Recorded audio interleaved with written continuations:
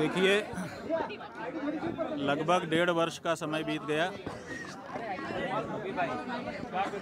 भगवान प्रकट विश्वेश्वर की पूजा के लिए हम जगत गुरु शंकराचार्य जी महाराज के तत्कालीन जगत गुरु जी के आदेश से जा रहे थे।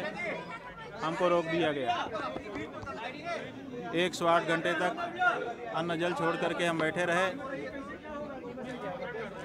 जाने नहीं दिया गया। कहा गया कि न्यायालय में आप अपनी बात कहिए।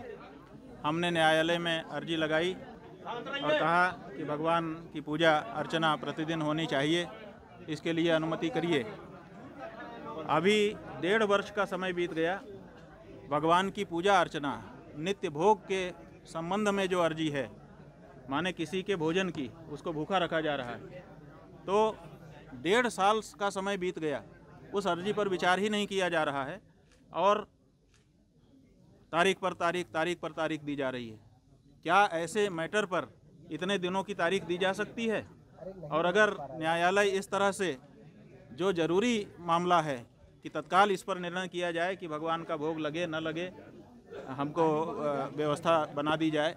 हमने ये कहा है कि प्रकट विश्वेश्वर की प्रतिदिन की पूजा, उनका अभिषेक, उनका हमारा अधिकार है कि उनको हम अर्पित करें। उसके लिए कोई व्यवस्था बना दीजिए। वो बनाई नहीं जा रही है। तो हमने सोचा कि जब तक ये नहीं बनता है, काशी चल करके, और अब तो ASI की रिपोर्ट आ चुकी है, बहुत सारे दूसरे प्रमाण भी ताज़े कर दिए गए हैं। यद्यपि पहले से ही वहाँ तो पुकार करके कहने वाले प्रमाण उपलब्ध हैं, लेकिन ASI की रिपोर्ट से और भी उसको मजबूती मिली है।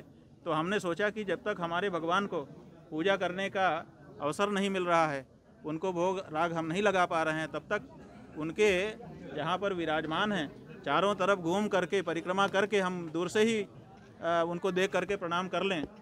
तो उसके लिए हमने यहाँ काशी आकर के यहाँ के प्रशासन को सूचित किया। आज सोमवार के दिन 3 बजे यहाँ से निकल करके 3:30 बजे परिक्रमा करने का हमने कार्यक्रम सूचित किया। 3 बज गया है। अब हम यहाँ से निकलना चाह रहे हैं, जैसा होगा।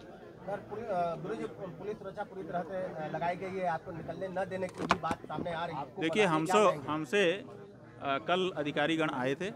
उन्होंने कहा कि आप अभी ये मत करिए। हमने कहा कि कारण बता दीजिए।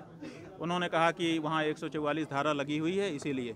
तो हमने कहा देखिए, 144 धारा आप बता रहे हैं, अच्छी बात है, हमारी जानकारी में आ गई।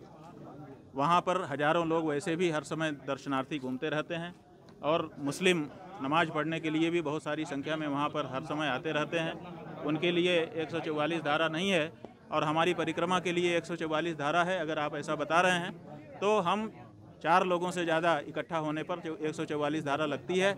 हम 2 लोग जाएंगे मिनिमम, क्योंकि हमारी मर्यादा है। कम से कम एक व्यक्ति कम से कम हमारे साथ रहता है, हम कभी अकेले नहीं हो सकते हैं। तो हमने उनसे कहा कि अपनी जो मिनिमम मर्यादा है हमारी, कि एक व्यक्ति हमारे साथ रहे, हम एक व्यक्ति को, ब्रह्मचारी को साथ में लेकर के परिक्रमा कर लेंगे। 2 लोग